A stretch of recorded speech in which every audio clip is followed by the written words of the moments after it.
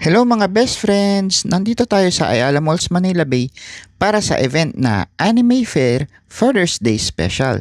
Siyempre, nandito tayo as St. Charles Ali. So magi-interview tayo ng mga kapwa nating cosplayers and siyempre may peron tayong pag-game. So tara, samahan niyo ako. So mga best friend, nandito tayo sa Ayala Malls Manila Bay. So nakakita tayo ng cosplayer. So interviewin natin sila.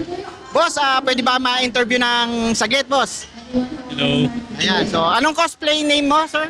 Dako din. Si Sir Dako din. So sir, sino kino-cosplay po natin ngayon, sir? Si Nishinoya from Haikyuu. From Haikyuu. O sige sir, may tanong ako sa iyo, no, sir? Sir, kung bibigyan kita ng 1 million pesos, sinong iko-cosplay mo at bakit? Si si Optimus Prime. Optimus Prime din sa Transformer. Bakit naman si Optimus Prime, sir? Nung bata pa ako, Ano mo talaga siya? oo. Wish mo talaga. Parang gusto ko maging leader. Ayun. Na matangkad. So narinig nyo yung sagot ni Sir Dako din. Sir, thank you so much, sir. So hello, so syempre pag nandito si Sir Dako din, syempre nandito si Kamushi! yun, si Ma'am Kamushi. Ma'am, sino naman ang iyong cosplay ngayon? Si Kyoko Shizuki from Haikyuu din. From Haikyuu. So ma'am, ganito no, kung bibigyan din kita ng 1 million pesos, sino naman ang next cosplay mo at bakit? Siyempre di lang isa yung ika-cosplay ko pag nagkaroon ako 1 million. Opo. Kakumpletuhin ko lahat ng HSR, Honkai Star Rail characters, and more funds para sa mahilig ako made to order or DIY costume. So, kumpletuhin ko lahat ng fem version ng One Piece characters. Ayan. So ma'am, kasya ba yung 1 million o kulang pa? Kasya na yun. Marami na akong magagawa. So thank you Ma'am Kamushi. Thank you so much. Thank you rin kay Kuya Jay. So ito nakasalubong natin yung isang magiting na cosplayer natin, no. Siyempre, tatanungin natin ang kanyang pangalan. Rui Carlo po. Si Sir Rui. Sir Rui, sino naman ang iyong kino-cosplay sa ngayon? Kino-cosplay ko po ngayon si Stan Smith from American Dad. Yun. So, from American Dad. Siyempre, sir, tatanungin kita ng mahiwagang question natin. Sir, kung bibigyan kita ng 1 million, sino naman ang next na cosplay mo at bakit? Siguro po si Oberyn Martell from Game of Thrones. Kasi siya yung favorite ko sa series na yun eh. So, from Game of Thrones, so kailangan ba may dragon na sa susunod? Ano yun eh? More of a snake than a dragon. Snake yung nila eh, yung Kanilang animal symbol nila. animal people. Sige, narinig niyo yung answer ni Sir Rui. Sir, thank you so much sa iyong answer. Thank you, sir. Hello, I'm with Ma'am. Explaining. Hi, I'm Veronica. Cosplaying. Sino kina-cosplay niyo? I'm cosplaying Lumin from Genshin Impact. Yo, so Ma'am Lumin. She's cosplaying Lumin from Genshin Impact. So, maglalaro kami ni Ma'am ng rock, paper, scissors. So, if mananalo siya, syempre may prize si Ma'am. So, let's do it, Ma'am. 1, 2, 3. 1, 2, 3.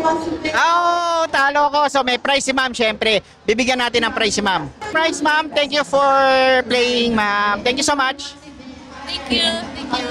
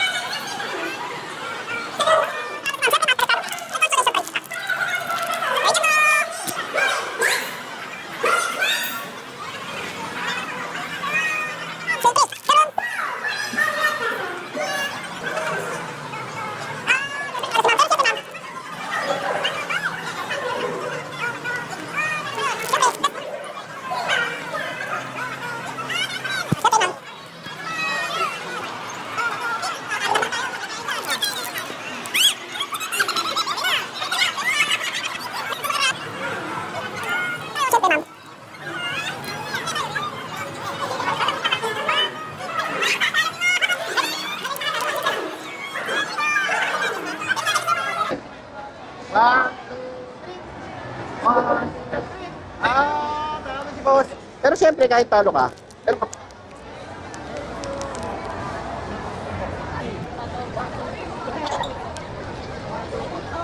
siyempre ma'am, okay. So siyempre ma'am, kahit talo, ma'am, siyempre ma'am. Oh, nadurog na.